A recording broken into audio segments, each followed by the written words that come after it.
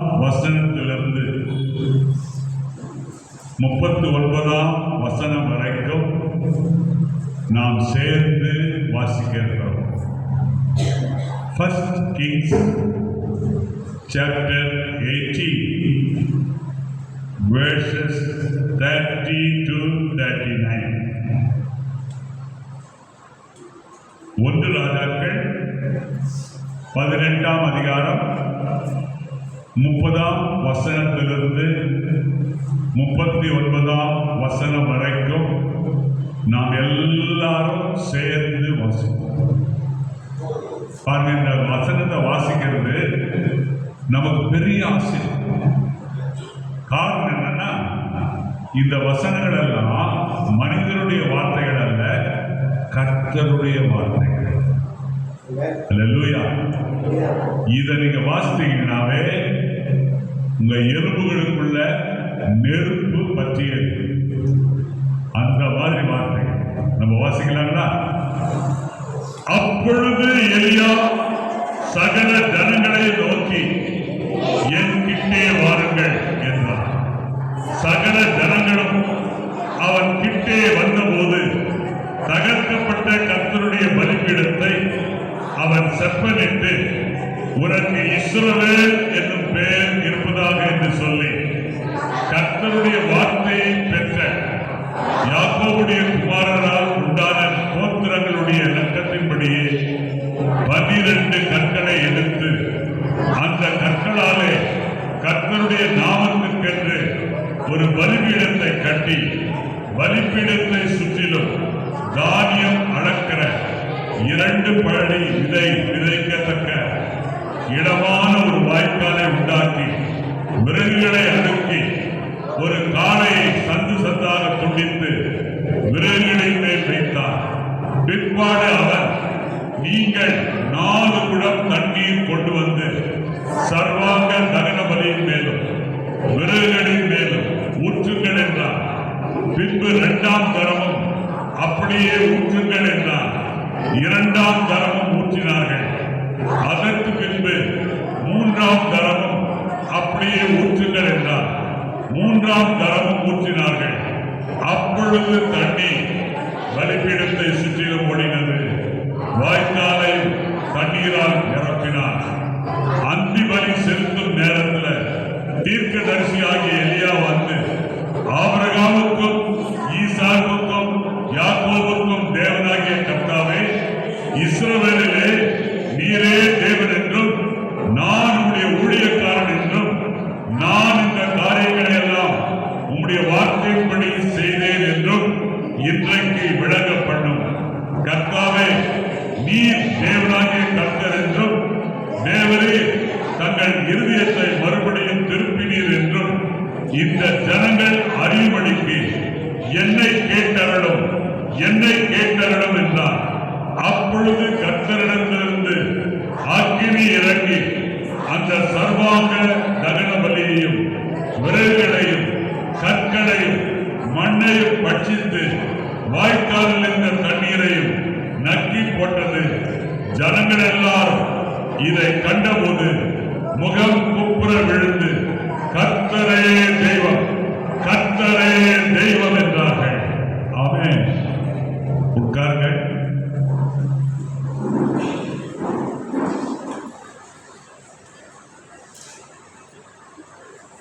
இப்பொழுது 1 ராஜாக்கள் 18ஆம் அதிகாரம் 38, 39 2 வசனங்களை எடுத்தவர்கள் வாசிங்கள்.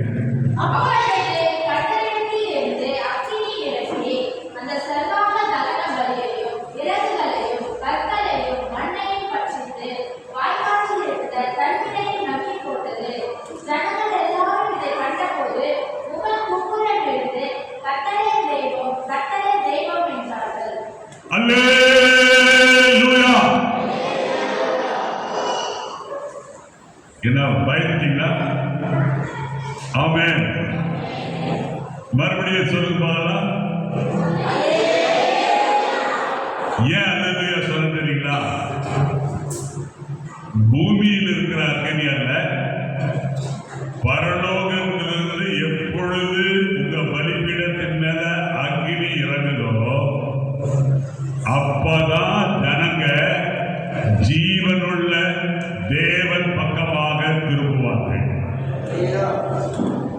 அப்பதான் காட்பாடியில் இருக்கிற மக்கள் எல்லாரும் என்ன சொல்லுவாங்க தெரியுங்களா? எப்போ அக்னி உங்க பலிபீடத்து மேல இறங்குதோ அப்பதான் காட்பாடியில் இருக்கிற மக்கள் எல்லாம் என்ன சொல்லுவாங்க தெரியுங்களா? முகம் குப்புற விழுந்து அவங்க என்ன சொல்லுவாங்கன்னா, நல்லா என்ன கவனிங்க, குனிஞ்சு பார்க்காதீங்க, நேரம் பாருங்க, என்ன பாருங்க. அவங்க அப்பதான் என்ன சொல்லுவாங்கன்னா, கர்த்தரே தெய்வம், கர்த்தரே சொல்லுங்க, கர்த்தரே தேவன், கர்த்தரே தேவன், ஞான தெய்வம் அல்ல. ஆமென். வயிறு தெய்வம் அல்ல, கர்த்தர் முடி தெய்வம் அல்ல, கர்த்தர் தான் தெய்வம். ஆமென். அல்லேலூயா. இன்றைக்கு நம்ம என்ன பார்க்க போறோம்னா, முதலாவது பரலோகத்திலிருந்து அக்னியை உங்க பலிபீடத்தின் மேல இறக்குவதற்கு என்ன வழி? இன்றைக்கு உங்களுக்கு ஒரு பலிபீடம் வேணும். அந்த பலிபீடத்திலிருந்து அந்த பலிபீடத்தின் மேல பரலோகத்திலிருந்து அக்கினி இறங்கும். அல்லேலூயா. இறங்குமா? இறங்குனாதான் வசந்தபுரத்தில் இருக்கிறவங்க சொல்றாங்க கர்த்தரே தெய்வம். இறங்குனாதான் திருவள்ளுவர் நகர்ல சொல்றாங்க கர்த்தரே தெய்வம். அந்த அக்னி இறங்கினாதான் குமரப்ப நகர்ல இருக்கிறவங்க எல்லாரும் சொல்லுவாங்க அக்னி கர்த்தரே தெய்வம். நல்லாப்பட்டில் இருக்கிறவங்க கர்த்தரே தெய்வம். அருள் நகர்ல இருக்கிறவங்க கர்த்தரே தெய்வம். வீட்டிக்கு நகர்ல இருக்கிறவங்க கர்த்தரே தெய்வம். அல்லேலூயா. கேரஸ் நகர்ல இருக்கிறவங்க கர்த்தரே தெய்வம்னு சொல்றேன்னா, வானத்திலிருந்து அக்னி இறங்குகிற வழி நமக்கு தெரியும். அல்லேலூயா. எப்படி இறங்கணும் அப்படின்றத இன்னைக்கு நம்ம பார்க்கணும். எலியாவுடைய வாழ்க்கையை பாருங்க. எலியா வந்து ஒரு அக்னி ரதம். கர்த்தருக்காக பக்தி வைராக்கியம் பாராட்டின வல்லமையுள்ள அக்னி ரதமாக எலியா விளங்கினார். எலியாவுடைய வாழ்க்கையை பாருங்க. யாக்கோபு 5ஆம் அதிகாரத்தில் வாசிக்கிறோம். எலியா எப்படிப்பட்ட மனிதனா இருந்தான்னா, நம்மை போல பாடுகளுள்ள மனிதனா இருந்தான். 17ஆம் வசனத்தில் வாசிக்கிறோம். யாக்கோபு 5:17. எலியா நம்மை போல பாடுள்ள மனுஷனா இருந்தோம். மழை பெய்யாதபடிக்கு கருத்தாய் ஜெபம் பண்ணினான். அப்பொழுது 3 வருஷமும் 6 மாசமும் பூமியின் மேல மழை பெய்யவே. ஆகவே கர்த்தருக்குள் அருமையானவர்களே, எலியா நம்மை போல பாடுள்ள மனுஷனா இருந்தாலும் அவர் எப்படி இருந்தார்னு கேட்டீங்கன்னா, காரியங்களை சாதிக்கிறவராய் இருந்தார். அவருடைய வாழ்க்கையெல்லாம் நீங்க பார்த்தீங்கன்னா சவால் நிறைந்த வாழ்க்கையா இருக்கு. எலியாவுக்கு நன்றாக தெரியும் எப்படி பரலோகத்தில் இருக்கிற அக்கினியை இந்த பூமியில் இருக்கிற இந்த பலிபீடத்தின் மேல இறக்குவது எப்படி என்பதை எலியா மிகவும் தெளிவாக அறிந்திருந்தார். அல்லேலூயா. ஒரு வாயை திறந்து ஒரு வாயை அகலமா விரிச்சு ஒரு அல்லேலூயா சொல்லுவாங்க. அல்லேலூயா. அல்லே எல்லாம் சொல்லுங்க. அல்லேலூயா. அல்லேலூயா. ஏன் உங்களை அல்லேலூயா சொல்றேன்னா, இப்ப நீங்க ஆலயத்துல சேர்ல உட்கார்ந்து இருந்தாலும் எல்லாரும் தனித்தனியா உட்கார்ந்து எல்லாரும் எப்படி பார்த்துக்கிறீங்க? சொல்ல பண்றீங்களா? தனித்தனியா உட்காந்துருங்க. ஒரு செங்கல் தனித்தனியா இருந்துச்சுன்னா அதுல பலிபீடம் கட்ட முடியும். ஆகினால நான் இன்னும் கூடிய சீக்கிரத்துல உங்க எல்லாரையும் ஒன்னா சேர போறோம். அல்லேலூயா. நீங்க ஒட்ட மாட்டணும். அதனால உங்களை என்ன பண்ணணும்னா ஒன்னா சேர்த்தாதான் ரேடியன் திருச்சபையானது ஒரு பலிபீடமா மாறும். ஆமென். ஆனா நீங்க என்ன பண்றீங்கன்னா தலையை போய் ஆட்டுறீங்க, கடற்கரை உட்காண்டே இருக்கீங்க. பாஸ்டர் ஒட்டுவேன்னு சொல்லிருக்கிறாரு, யாரோட ஒட்ட வைக்க போறாரு தெரியல. அந்த ஆள் எனக்கு பிடிக்குமா பிடிக்காதா அப்படின்னு எனக்கு தெரியல அப்படின்னு இப்பவே யோசிக்கிறீங்க. பாஸ்டர் யாரோட எனக்கு போறதுன்னு தெரியலையே. கர்த்தருடைய பிள்ளையே, எப்போ பலிபீடம் உருவாயிடுச்சோ அப்போ தனிப்பட்ட முறையில நீ அறியப்பட மாட்டாய், ஒன்றாக அறியப்படுவாய். என்ன, எப்படி அறியப்படுவாய்? நீங்கள் ஒரு பலிபீடம். நீங்கள் எல்லாம் எப்படி ஒரு அல்லேலூயா. நம்முடைய தேவன் பரலோகத்திலிருந்து நமக்கு பதில் கொடுக்கணும்னா, உத்தரவு கொடுக்கணும்னா எப்படி கொடுப்பார் தெரியுங்களா? அக்னியின் மூலமா. எப்படி கொடுப்பாங்க? அக்னியின் மூலமாய் கர்த்தர் நமக்கு உத்தரவு அருளுகிறவர். அது மாத்திரமல்ல, பரிசுத்த ஆவியினாலும் அக்னியினாலும் நம்மை அபிஷேகம் பண்ணுகிறவர் தான் ஆண்டவராகிய இயேசு கிறிஸ்து. மத்தேயு 3:11 வாசிக்க பார்க்கலாம். மத்தேயு 3:11. மத்தேயு 3:11 வாசிங்க. மனம் திரும்புதலுக்கு நான் ஜலத்தினால் உங்களுக்கு ஞானஸ்நானம் கொடுக்கிறேன். எனக்கு பின்னு வருகிறவரோ என்னிலும் வல்லவராய் இருக்கிறார். அவருடைய பாதரட்சைகளை சுமக்கிறதற்கு நான் பாத்திரன் அல்ல. அவர் யார் தெரியுங்களா? அவர் பரிசுத்த ஆவியினாலோ அக்னியினாலோ உங்களுக்கு ஞானஸ்நானம் கொடுப்பார். உனக்கு ஞானஸ்நானம் வேணுமா? என்ன ஞானஸ்நானம் வேணும்? தண்ணீர் ஞானஸ்நானமா? பரிசுத்த ஆவியில கிடைக்கிற ஞானஸ்நானமா? அக்னி ஞானஸ்நானமா? இன்னைக்கு உனக்கு அக்னி ஞானஸ்நானம் வேணும். ஏன்னா இந்த அக்னி இறங்கறத உன்னுடைய ஜனங்கள் எல்லாரும் பார்க்கணும். பார்த்துட்டு அவங்க என்ன செய்யணும்? கர்த்தரே தேவன், கர்த்தரே தேவன் என்று அறிக்கை செய்யணும். ஆமென். அல்லேலூயா. ஆமென். இயேசு கிறிஸ்து இந்த பூமிக்கு எதற்காக வந்தார் தெரியுங்களா?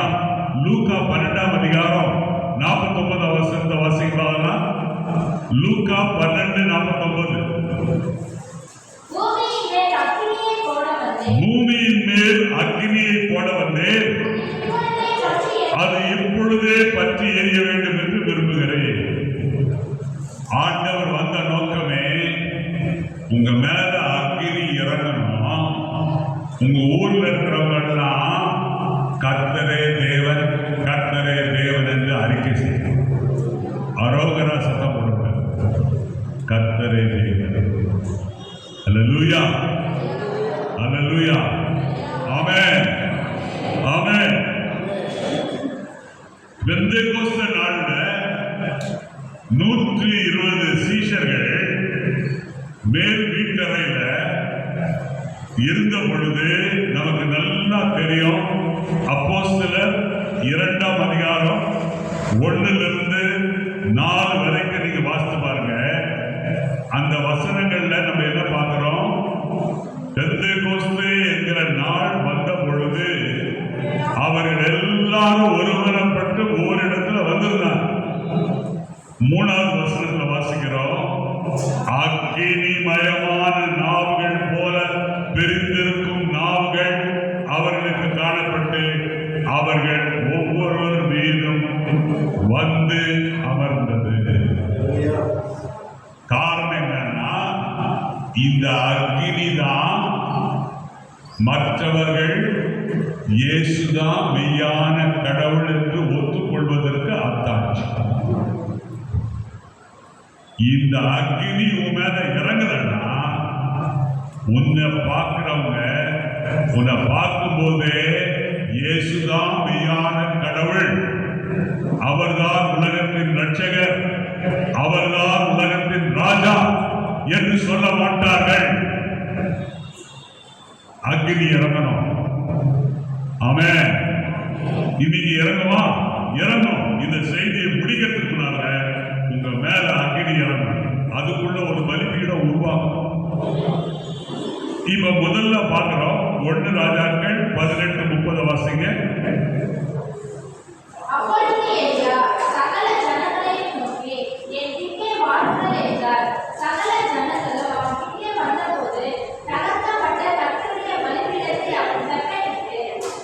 பாருங்க, எலியாவுடைய முதல் வேலை என்னன்னா,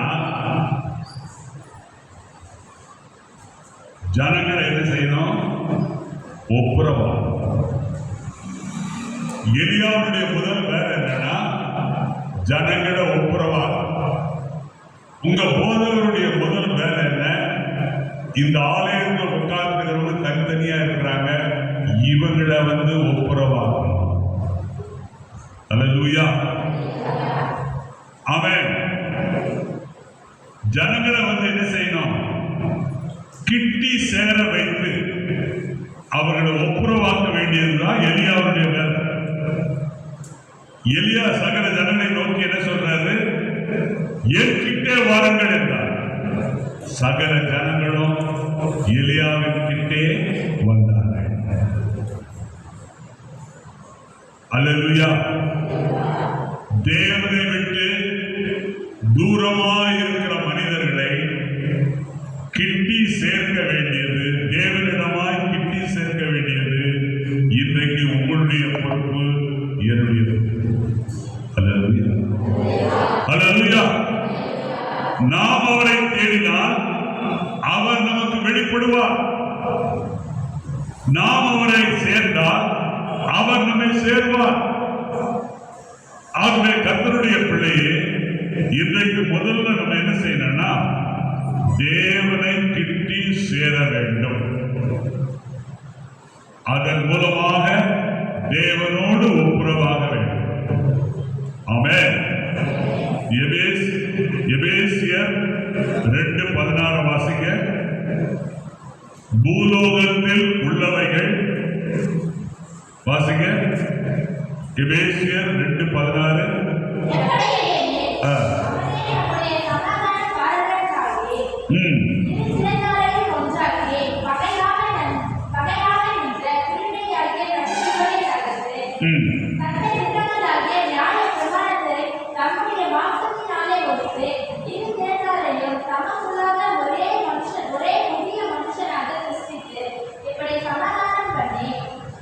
பாத்தீங்களா? எபேசியர் 2:16 நம்ம பார்க்கிறோம், இரு திறத்தாரையும் ஒரே ஆவியினால பிதாவினிடத்தில் சேரும் ஸ்லாக்கியத்தை அவர் மூலமாய் பெற்றிருக்கிறோம்.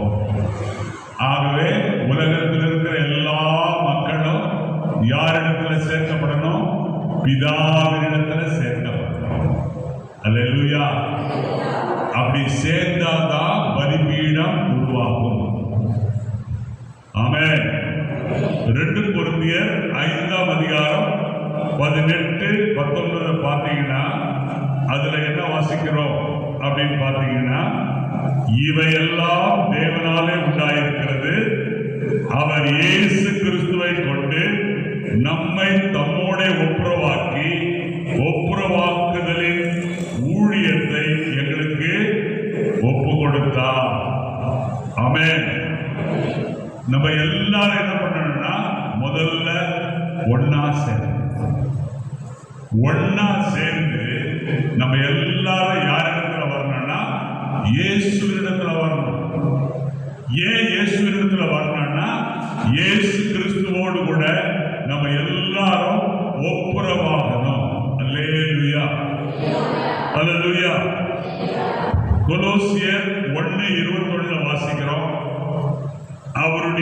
மாம்ச சரீரத்தில் அடைந்த மரணத்தினாலே இப்பொழுது ஒப்புரவாக்கினார்.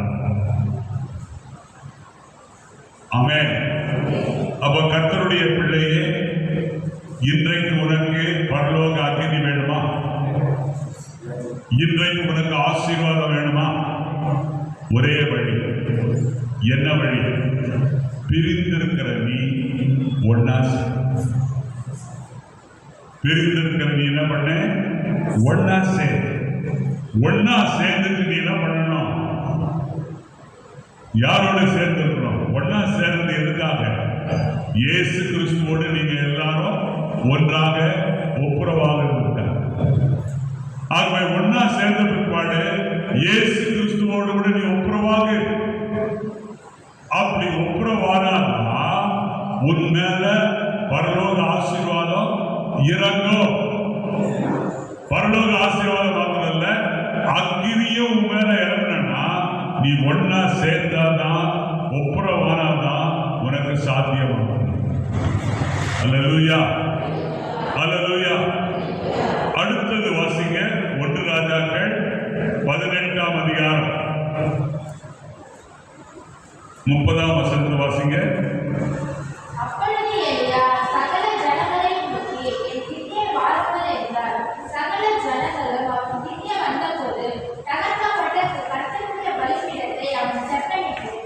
பாருங்க, தகர்க்கப்பட்ட கர்த்தருடைய பலிபீடத்தை அவன் என்ன பண்ணா? செப்பனிட்டான். எலியா பார்த்தா பலிபீடம் தகர்க்கப்பட்டிருக்குது. தகர்க்கப்பட்ட பலிபீடத்தை எலியா பார்த்த உடனே எலியாவுடைய உள்ளத்துல பக்தி வைராக்கியத்தை கொண்டு வந்தது. ஐயோ, இது பலி செலுத்தப்பட வேண்டிய இடமே. ஆகவே இந்த பலிபீடம் தகர்க்கப்பட்டு இருந்தது.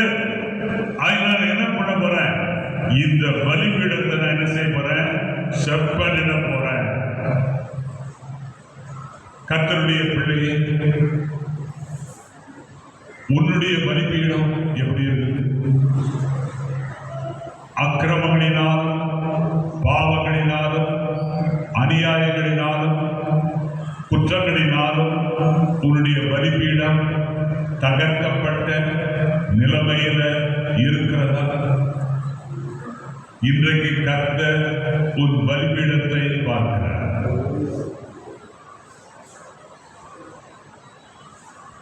துணிகரமாய் நாம் பாவம் செய்ததுனால நம்முடைய பலிபீடம் தகர்க்கப்பட்ட நிலைமையில் இருக்கு. ஆனா சபைக்கு ஆவியானவர் எதை சொல்றாரு? வெளிப்படுத்தின விசேஷம் 2ஆம் அதிகாரத்துல 5ஆம் வசனத்துல என்ன சொல்றாருன்னா, ஆகையால் நீ இன்ன நிலைமையிலிருந்து விழுந்தாய் என்பதை நினைத்து மனம் திரும்பி ஆதியில் செய்த கிரியைகளை செய்வாயாக அப்படின்னு ஆவியானவர் சொல்றாரு. ஆவியானவர் சொல்லுகிறதை காதுள்ளவர் கேட்க கடவுள். மார்க்கு 1ஆம் அதிகாரம் 19ஆம் வசனத்தில் நம்ம பார்க்கிறோம். இயேசு கிறிஸ்து சீஷர்களை அழைக்கிறார். இயேசு கிறிஸ்து சீஷர்களை அழைக்கும் பொழுது சீஷர்கள் எதை பண்ணிட்டு இருந்தாங்க? வலைகளை பழுது பார்த்து கொண்டிருந்தார்கள். ஏன் வலைகளை பழுது பார்த்து கொண்டிருந்தார்கள்? அடுத்த நாள் இரவு நேரத்தில் மீனை பிடிக்கணும்னா வலைகள் பழுது பார்க்கப்பட வலைகள் பழுது பார்க்கப்பட்டாலுடைய மீன்கள் வலையிலே அகப்படாது. ஓட்டை வலையிலே மீன் தங்காது. தகர்க்கப்பட்ட அக்கினி பலிபீடத்துல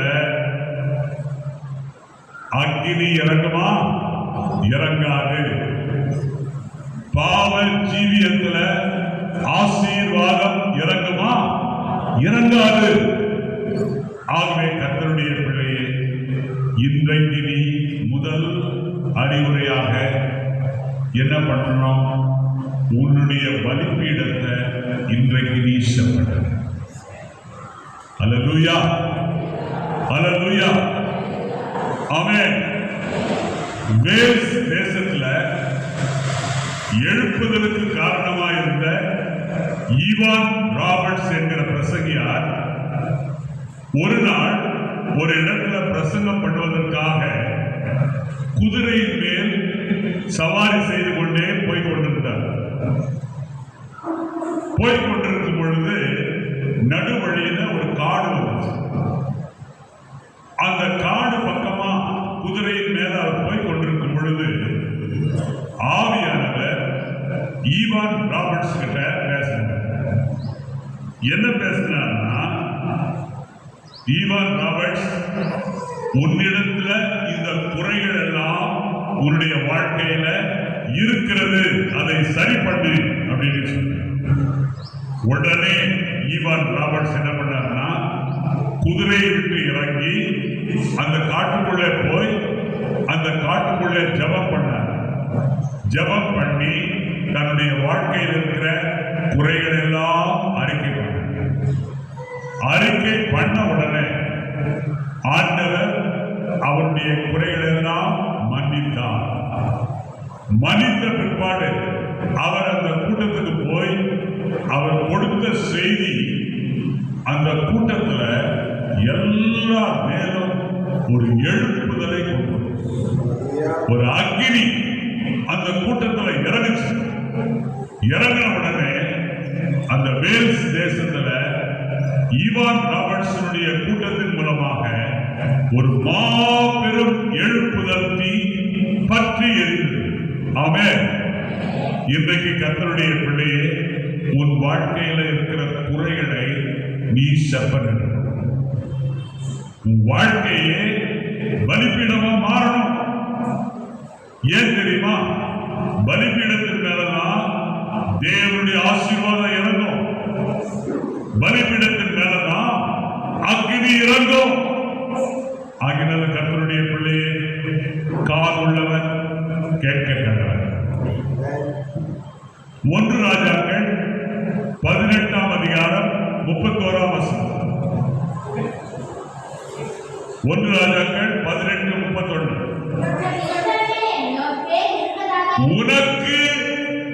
உனக்கு என்ன பேரு? இஸ்ரவேல் என்னும் பேர் இருப்பதாக என்று சொல்லி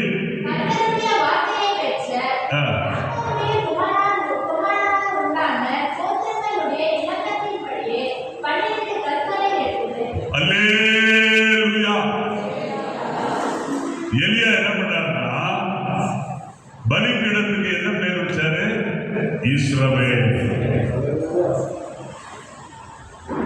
அவன் கர்த்தருடைய வார்த்தை பெற்ற யாக்கோபுடைய குமாரரால் உண்டான கோத்திரங்களுடைய லக்கத்தின்படியே அவர் என்ன பண்ணாருங்க? இஸ்ரவேல் என்ற பெயரை சூட்டினவுடனே அவர் என்ன பண்ணாருங்க?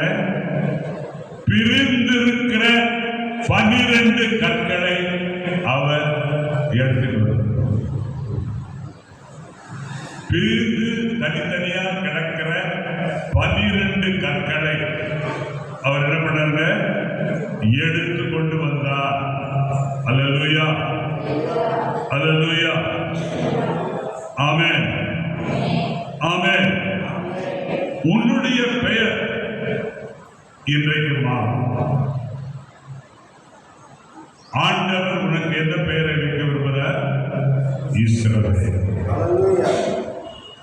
இஸ்ரவேல் என்கிற பெயருக்கு என்ன அர்த்தம்? இஸ்ரவேல் என்கிற பெயருக்கு என்ன அர்த்தம்? தேவனுடைய பிரபு. இஸ்ரவேல் என்கிற பெயருக்கு என்ன அர்த்தம்? தேவனுடைய பிரபு. ஆமென். இஸ்ரவேல் தேசம் எந்த தேசம்? கானான் தேசம் தான் இஸ்ரவேல் தேசம் என்று பெயர் சூட்டப்பட்டு இன்றைக்கு இஸ்ரவேல் தேசமாய் உலக வரைபடத்தில் விளங்குகிறது. கர்த்தருடைய பிள்ளையே, அந்த கானான் தேசத்திலிருந்து 31 ராஜாக்களும் 7 ஜாதிகளும் துரத்தப்பட்டனர். அல்லேலூயா. இந்த இஸ்ரவேல் என்கிற பெயர் சூட்டப்படுவதற்கு முன்பாக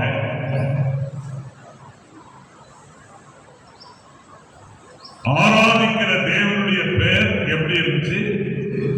ஆபிரகாமின் தேவன், ஈசாக்கின். ஆனால் இஸ்ரவேல் என்கிற பெயர் சூட்டப்பட்ட உடனே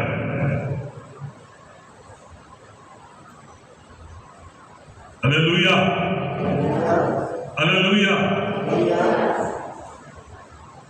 இப்பொழுது யார் இஸ்ரவேல் என்று பெயர் சூட்டப்பட்டது? யாக்கோபு. ஏன் இஸ்ரவேல் என்கிற பெயரை சூட்டினார்? நியாய பிரமாணங்களுக்கும் வாக்கு தத்தங்களுக்கும் சொந்தக்காரர் யாக்கோபு. அல்லேலூயா, அல்லேலூயா. ஆனால் இந்த செய்தியை கேட்டுக்கொண்டிருக்கிற இந்த ஆலயத்தில் இருக்கிற ரேடியன் திருச்சபையாரே, நாம் எல்லாரும் பரம இஸ்ரவேலர்களாய் இருக்கிறோம். அல்லேலூயா, அல்லேலூயா, ஆமென். எப்படி யாக்கோபுக்கு நியாய பிரமாணம் வாக்குத்தத்தங்களும் உரிமையாய் இருந்ததோ, அதே மாதிரி பரம இஸ்ரவேலராய் இருக்கிற நமக்கு இன்றைக்கு அக்கினியும் வாக்குத்தத்தங்களும் உரிமையாய் இருக்கின்றன. அல்லேலூயா, ஆமென். வாசிங்க பார்க்கலாம். லூக்கா 24:49. லூக்கா 24:49.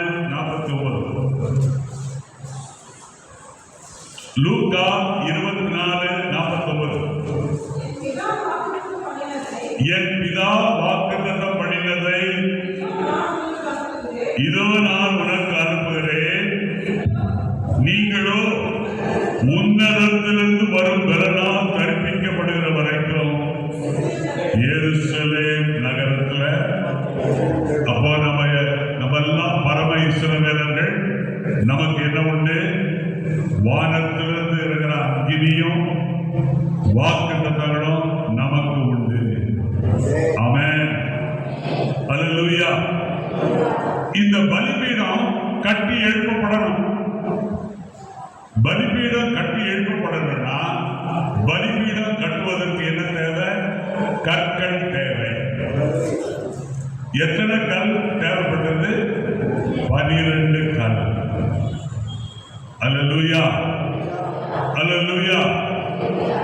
ஆகவே இந்த 12 கற்களும் ஒன்றாக இணைக்கப்பட்ட போது அது எப்படி உருவாகிறது?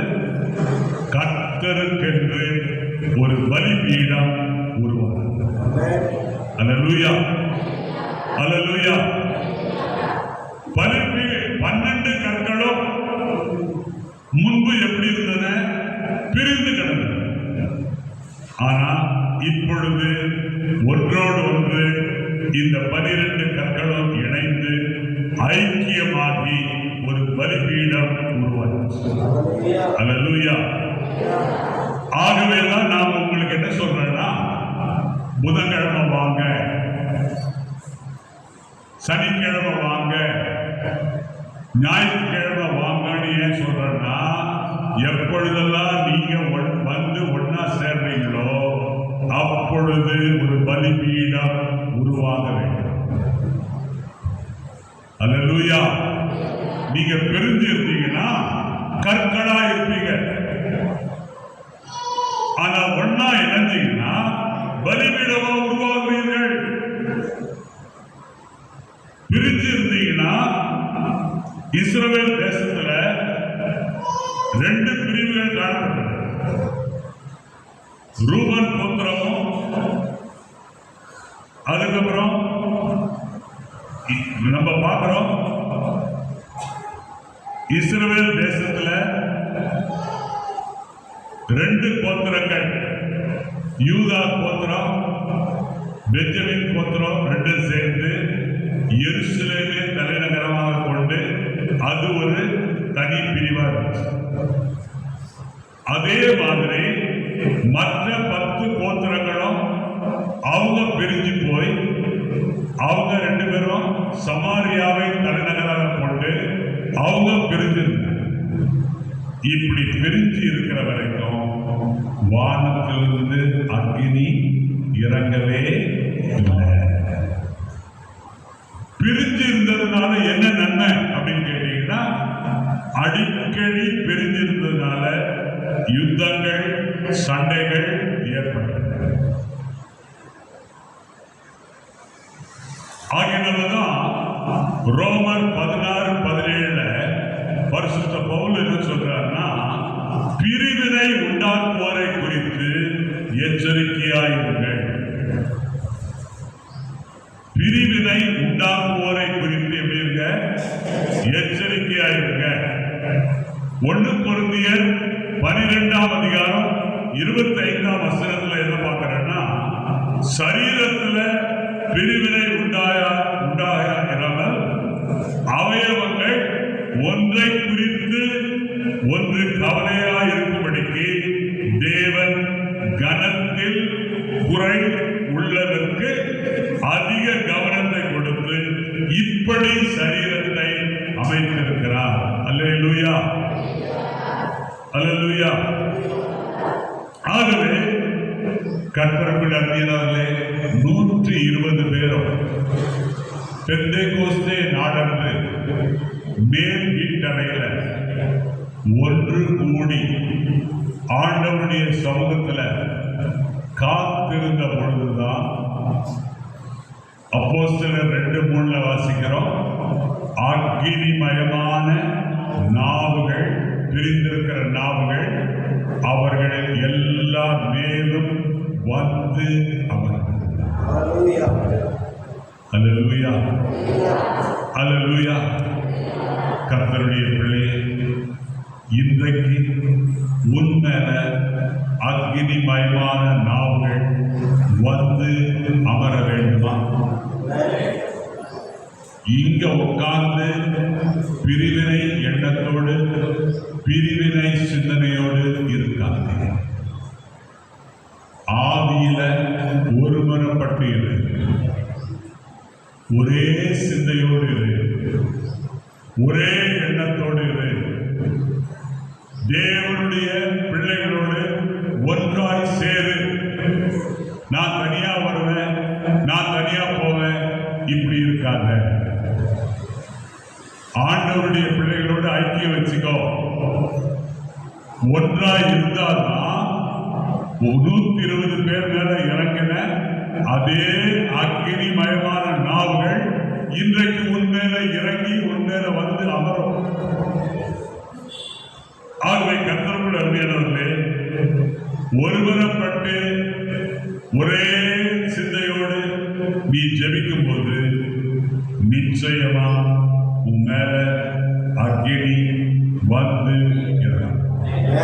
ஆமென், அல்லேலூயா.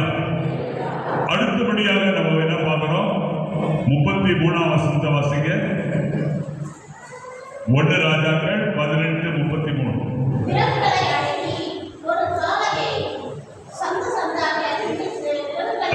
32 வாசிங்க.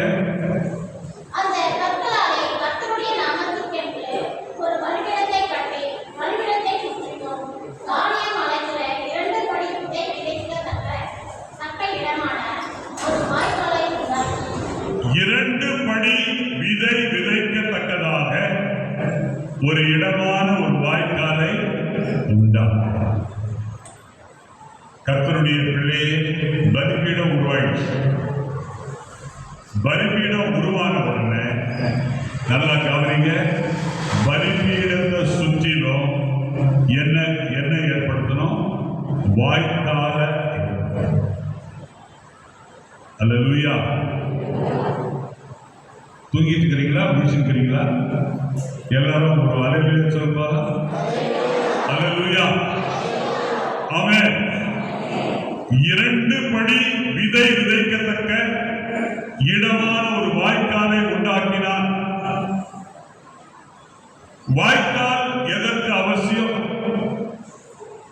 வாய்க்கால் எதற்கு அவசியம்? விசுவாசத்தின் எதிர்பார்ப்பை தான் வாய்க்கால் குறிக்கிறது. நீ விசுவாசித்தால் தேவனுடைய மகிமையை காண்பாய். யோவான் 11:40 வாசி. விசுவாசம் இல்லைன்னா வாய்க்காலை நீ உண்டு பண்ண முடியாது. பலிபீடம் கட்டியாச்சு, பலிபீடம் எழுந்துச்சு. ஆனா அடுத்தது உனக்கு என்ன வேணும்? விசுவாசம் வேணும். விசுவாசம் இருந்துச்சுன்னா நீ என்ன பண்ணுவ? வாய்க்காலை உண்டாக்குவாய். விசுவாசம் இருந்தாதான் வாய்க்காலை ஏன் உண்டாக்கணும்? வாய்க்கால் விசுவாசத்தின் எதிர்பார்ப்பை குறிக்கிறது. இன்றைக்கு நம்ம பார்க்கிறோம், எபிரேயர் 11:6 வாசிக்கிறோம், விசுவாசம் இல்லாமல் தேவனுக்கு பிரியமாயிருப்பது கூடாது. ஏனென்றால் தேவன் உண்டென்றும் தேவன் ஒருவர் உண்டென்றும் அவர் தம்மை தேடுகிறவர்களுக்கு பலன் அளிக்கிறவர் என்றும் விசுவாசிக்கிறார். அல்லேலூயா, அல்லேலூயா. ஜெபத்துல விசுவாசம் உள்ளவர்களாய் எவைகளை கேட்போமோ அவைகளெல்லாம் பெற்றுக் கொள்வோம். ஆகவே கர்த்தருக்குள் அந்த பலிபீடம் கட்டிட்ட ஒரு ஐக்கியம் உருவாயிடுச்சு. இஸ்ரவேல் பேர் வச்சாச்சு. இப்ப வாய்க்கால வெட்டியாச்சு. ஆமென். அல்லேலூயா, அல்லேலூயா, ஆமென். வாய்க்கால வெட்டினோம்னா 2 ராஜாக்கள் 3:17 படி இந்த பள்ளத்தாக்குல எங்கும் வாய்க்காலை வெட்டுங்கள். இந்த பள்ளத்தாக்கு தண்ணீரால் நிரப்பப்படும் என்றார். அப்படியே மறுநாள் ஏதோ தேசத்தின் வழியாய் தண்ணீர் வந்து வாய்க்காலை நிரப்பிச்சு. நீ வாய்க்கால் வெட்டினா தண்ணீர். அல்லேலூயா, அல்லேலூயா, ஆமென். கர்த்தருக்குள் அருமையானவர்களே, வாய்க்கால வெட்டினோம்னா தண்ணிக்காக வெட்டல. எதுக்காக வாய்க்கால்? அக்கினி வரணும். அக்கினி வாய்க்கால் மேலேயும் விழணும். அக்கினி வாய்க்கால நிரப்பணும். அதற்காக தான் வாய்க்காலை எலியா என்ன பண்ணாரு? வெட்டினாரு. 2 படி விதை விதைக்கத்தக்கதாக ஒரு இடத்தை உண்டாக்கி அதை வாய்க்காலாம. அல்லேலூயா. கர்த்தருடைய பிள்ளையே, இன்றைக்கு உன்னுடைய வாழ்க்கையில விசுவாச வாய்க்காலை நீ உண்டாக்குவாயானால் அந்த விசுவாச வாய்க்கால் முழுவதும் இன்றைக்கு அக்னியினால் நிரப்பப்படும் என்று ஆவியானவர் சொல்கிறார். அல்லேலூயா, ஆமென். அடுத்தபடியாக நாம் பார்க்கிறோம் 33ஆம் வசனம். விறகுகளை அடுக்கி ஒரு காளையை சந்து சந்தாக துண்டித்து விறகுகளின் மேல வைத்தார். ஆமென். யாத்திராகமம் 29:11 வாசிங்க. யாத்திராகமம் 29:11.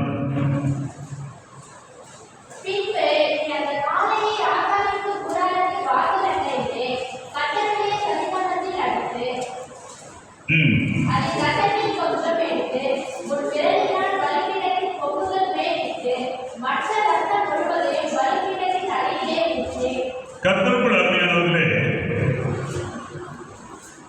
பழைய ஏற்பாட்டில் நம்ம பார்க்கிறோம், காளை துண்டிக்கப்படும். எப்படி துண்டிக்கணும்? சந்து சந்தாக துண்டிக்கணும்.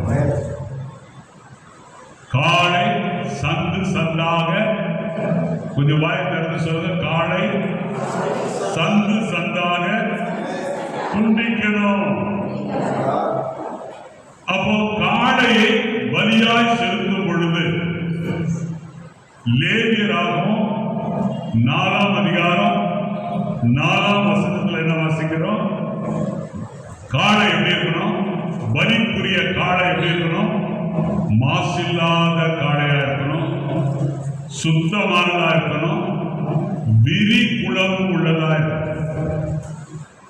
மாசில்லாததா இருக்கணும், சுத்தமா இருக்கணும், விரி குளம் உள்ள காளையா இருக்கணும். அல்லேலூயா, ஆமென், ஆமென். அப்பதான் அந்த காளையை நம்ம எதுக்காக செலுத்துறோம்? கர்த்தருக்கு காணிக்கையாக செலுத்துறோம். அந்த காளையை நம்ம எதுக்காக செலுத்துறோம்? கர்த்தருக்கு காணிக்கையாக செலுத்துறோம். ஆகவே ஏனோ தானம் என்று ஒழுங்காக நாம் மிருகத்தை தெரிவு செய்து அந்த மிருகத்தை ஏனோ தானம் என்று பலியிடக்கூடாது. அந்த காளை எப்படி செலுத்தணும்? கர்த்தருக்கு உகந்த பலியாய் செலுத்துவதில் எலியா எப்படி இருந்தாரு? கண்ணும் கருத்துமாய் இருந்தார். அல்லேலூயா, அல்லேலூயா, ஆமென். இப்ப நீங்க கேட்கலாம், எலியா ஏன் காளையை பலி செலுத்தினார்? நல்லா கவனிங்க. எலியா ஏன் காளையை பலி செலுத்தினார்? காளை ஏன் பலி செலுத்தினார்னா, காளையுடைய சுபாவம் என்னன்னா, வாழ்நாள் முழுவதும் காளை உழைத்துக் கொண்டே இருக்கும். வாழ்நாள் முழுவதும் காளை என்ன செய்யும்? உழைத்துக் கொண்டே இருக்கும். ஆமென். இன்றைக்கு நம்மில் அநேகர் எப்படி இருக்கிறோம் அப்படின்னு கேட்டீங்கன்னா, இந்த காளை போல நம்மில் அநேகர் இப்ப எப்படி இருக்கிறோம் சொல்லுங்க? இந்த காளை, கொஞ்சம் வாய் திறந்து சொல்லுங்க. இந்த காளை போல ஏன் காளை போல இருக்கிறோம்னா, எப்ப பார்த்தாலும் எப்படி இருக்கிறோம்? வேலை வேலை வேலை அப்படின்னு சொல்லிட்டு ஏன் ஜெபத்துக்கு வரல? பாஸ்டர் கேட்கிறார், ஏன் ஜெபத்துக்கு வரல? வேலை வேலை வேலை.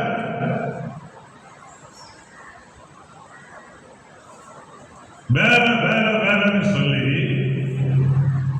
அநேக கிறிஸ்தவர்கள் உழைப்புக்கு முதல் ஸ்தானத்தில். அப்போ உங்ககிட்ட இருக்கிற சுபாவம் என்ன சுபாவம்? காளை சுபாவம்.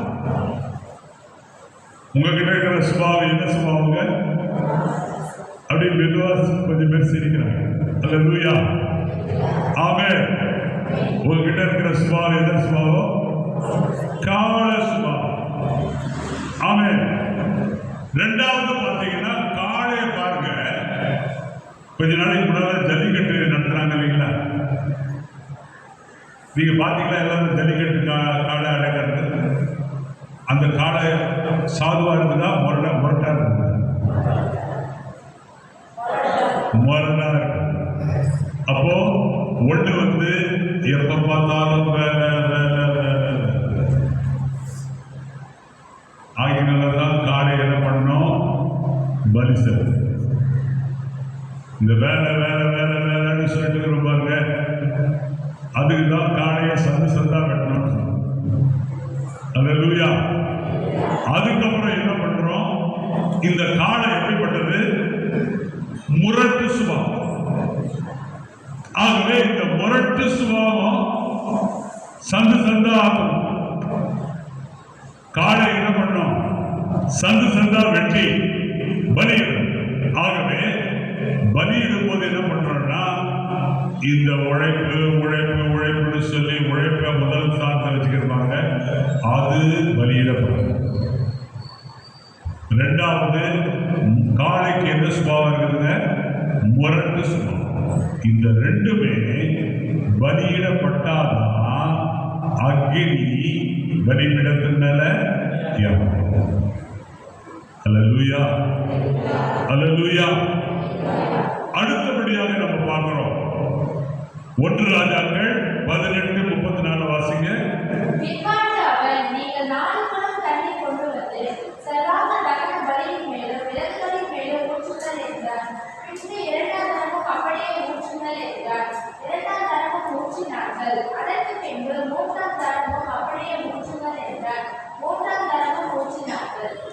பாருங்க, 4 குடம் வீதம் 3 முறையாக 12 குடம் நிறைய தண்ணீரானது எதன் மேல ஊற்றப்பட்டது? விறகுகளின் மேல ஊற்றப்பட்டது. ஆமென், ஆமென். இப்ப வாசிங்க 1 சாமுவேல் 7:6. 1 சாமுவேல் 7:6 வாசிங்க.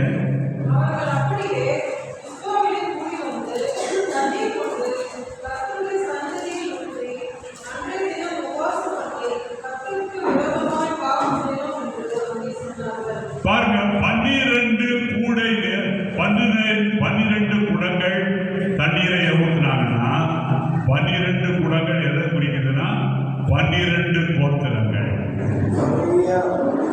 ஆமென். இந்த 12 கோத்திரங்களும் தண்ணீரை ஊற்றணும். என்ன தண்ணீரை ஊற்றணும்? தங்கள் இருதயமாகிய தண்ணீரை கர்த்தருடைய சமூகத்தில் ஊற்றிவிடுங்கள். அல்லேலூயா, ஆமென், ஆமென். கர்த்தருடைய சந்நிதியில தண்ணீரை ஊற்றுவது போல பாவ அறிக்கை செய்து இருதயத்தை ஊற்றுவதற்கு நிழலாட்டமாய் இருப்பதுதான் இந்த 12 குடங்கள் நிறைந்த தண்ணீர். ஆமென். சங்கீதக்காரனாகிய தாவீது சொல்றாரு 62ஆம் சங்கீதம் 8ஆம் வசனத்துல, அவர் சமூகத்தில் உங்கள் இருதயத்தை ஊற்றிவிடுங்கள்.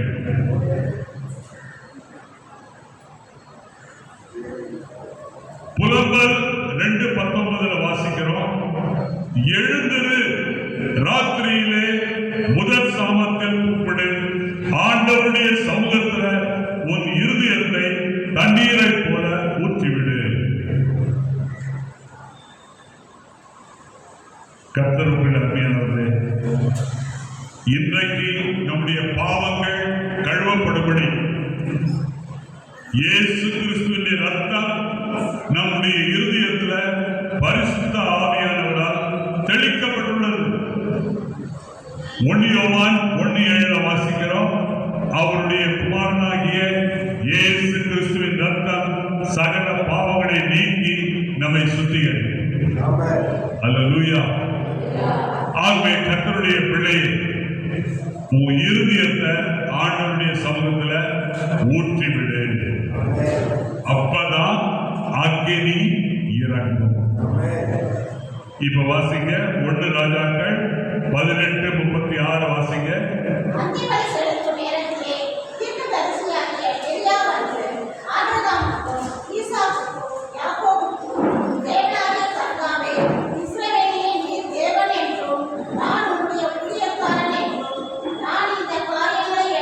பாருங்க, வானத்திலிருந்து அக்கினி இறங்குவதற்கு ஒரு குறிப்பிட்ட வேலை உண்டு. அந்த வேலை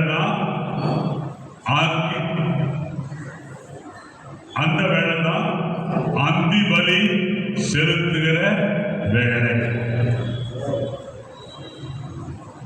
எலியா அந்த குறிப்பிட்ட வேலைக்காக காத்திருந்தார். எதுவரை காத்திருந்தார்? அந்தி பலி செலுத்துகிற வேலை, கடைசியாக பலி செலுத்துகிற வேலைக்காக காத்திருந்தார். இன்றைக்கு நம்முடைய வாழ்க்கையில கர்த்தருடைய வேலைக்காக காத்திருக்கிறோம்.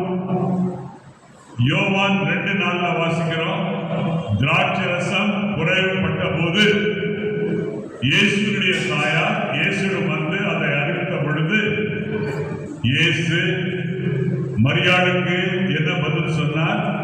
என் வேளை இன்னும் வரவில்லை. ஆமென். அல்லேலூயா. ஆமென். ஆமென். கர்த்தருடைய பிள்ளையே, அந்திபலி செலுத்துகிற வேலை என்ன வேலை? இன்றைக்கு நாம் வாழ்கிற நாட்கள் உலகத்தினுடைய அந்தி நாட்கள். இந்த நாட்கள் தான் கடைசி காலம்.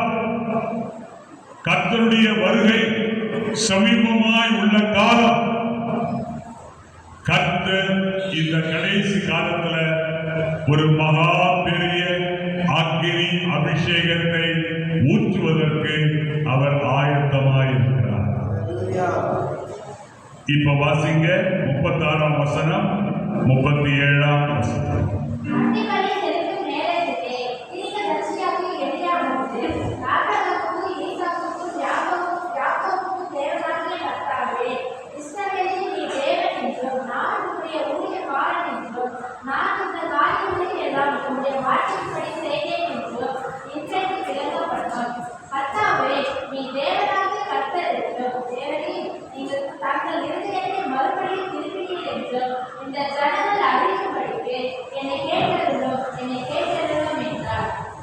எலியா சுருக்கத்திலேயும் சுருக்கமான ஜெபத்தை ஏறெடுத்தார்.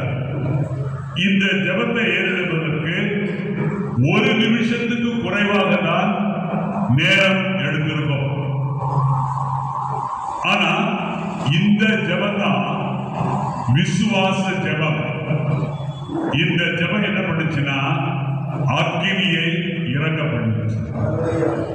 அல்லேலூயா. இந்த ஜெபம் தான் அக்கினியை இறங்க பண்ணிற்று.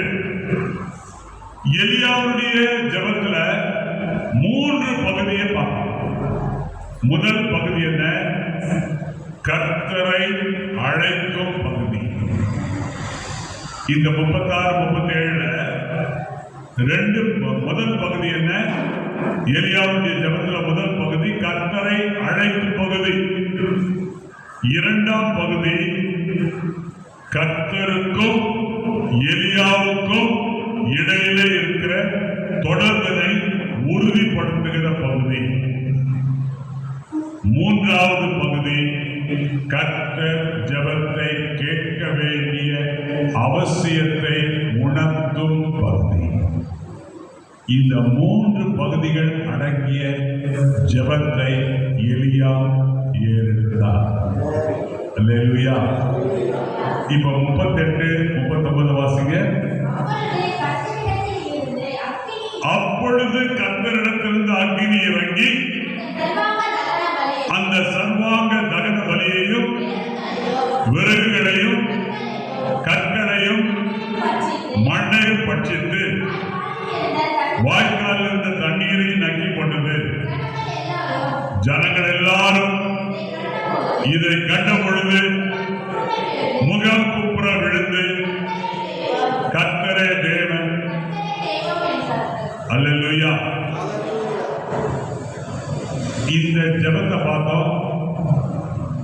அக்கினி பலியின் மேல இறங்குச்சு, விறகுகளின் மேல இறங்குச்சு, கற்களின் மேல இறங்குச்சு, மண்ணின் மேல இறங்குச்சு, தண்ணீரின் மேல இறங்குச்சு, தண்ணீரை நக்கி போட்டு விட்டது. ஆமென். அல்லேலூயா. அல்லேலூயா. பரலோக அக்கினி பாருங்க, என்ன செய்யணுமோ அதை செய்யுது. அல்லேலூயா. என்ன செய்யணுமோ அதை மாத்திரம் செய்யுது, வேற எதையும் செய்யுது. ஆகினால்தான் ஜனங்க எல்லாரும் என்ன உணர்ந்தாங்கன்னா, இந்த அக்கினி மனிதனிடத்திலிருந்து வந்த அக்கினி அல்ல, இது கர்த்தரிடத்திலிருந்து வந்த அக்கினி. ஆகவேதான் இந்த காட்சியை கண்ட உடனே எல்லாரும் என்ன பண்ணாங்கன்னா முகம் குப்புற விழுந்து பணிந்து கொண்டு கர்த்தரே தெய்வம், கர்த்தரே தெய்வம் என்று எல்லாரும் என்ன பண்ணாங்க? அறிக்கை. கர்த்தருடைய பிள்ளை எலியாவை போல இன்னைக்கு நீ ஜெபம் பண்றியா? ஜெபம் பண்ணுவாயா? இன்றைக்கு நீ ஜெபம் பண்ணுவாயா? ஜெபம் பண்ண உன்னுடைய ஜெபத்தை கேட்பதற்கு கர்த்தர் ஆவலாயிருக்கிறார். காரணம் என்ன? ஆவலாயிருக்கிற கர்த்தர் உன்னுடைய பலிபீடத்தின் மேல பரலோக அக்கினியை இறக்குவதற்கு அவர் ஆயத்தமாயிருக்கிறார். கையை உயர்த்தி ஒரு அல்லேலூயா சொல்லுங்க. அல்லேலூயா. நம்ம எப்படி ஜெபிக்கிறோம்? அக்கினி உன் மேல இறங்கி அமருகிற வரைக்கும் நீ ஜெபத்தை நிறுத்தவே கூடாது. அல்லேலூயா. நம்ம எழுந்திருச்சு நிற்போமா? எழுப்பி நிற்போமா?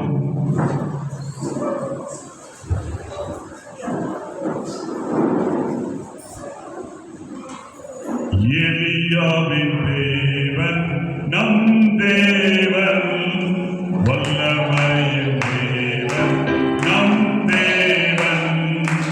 எலியாவின் தேவன் நம் தேவன், வல்லமையின் தேவன் நம் தேவன். தாசர்களே ஜெபம் கேட்பார், வல்லம் பெரும் காரி செய்திடுவார். தாசர்களே ஜெபம் கேட்பார், வல்லம் பெரும் காரி செய்திடுவார். கர்த்தரே தேவன், கர்த்தரே தேவன் என்று ஆர்ப்பரிப்போம். கர்த்தரே தேவன், கர்த்தரே தேவன் என்று ஆர்ப்பரிப்போம். ஜீவனுள்ள எங்கள் தேவனே, வாக்கு மாறாத நல்ல கர்த்தரே, நாங்களும் பலிபீடத்தை செப்பனிடுவோம். நாங்களும் வாய்க்கால்களை உண்டு பண்ணுவோம். நாங்களும் எங்கள் இருதயத்தை உம்முடைய சமூகத்தில் ஊற்றி விடுவோம். நாங்களும் விசுவாச ஜெபத்தை ஏறெடுப்போம் என்று இந்த செய்தியின் முடிவில் தீர்மானம் எடுத்திருக்கிற சபை மக்களுக்காக உம்மை நன்றியோடு யார் யார் இந்த தீர்மானத்தை எடுத்தார்களோ அவர்கள் எல்லார் மேலும் நான் ஜெபிக்கிற இந்த வேளையில் பரலோகத்திலிருந்து அக்கினி இறங்கும்படியாய் ஜெபிக்கிறேன். ஆவியானவரே, நீர் வல்லமையாய் கிரியை செய்கிறார். விசுவாசித்தால் இப்பொழுதே அவர்கள் தேவனுடைய மகிமையை காணலாம். விசுவாசிக்கும்படியாய் விசுவாசத்தை தடை பண்ணுகிற பொல்லாத சாத்தானே, இந்த இடத்துல உனக்கு இடமில்லை, நீ விலகி போ என்று இயேசுவின் நாமத்தில்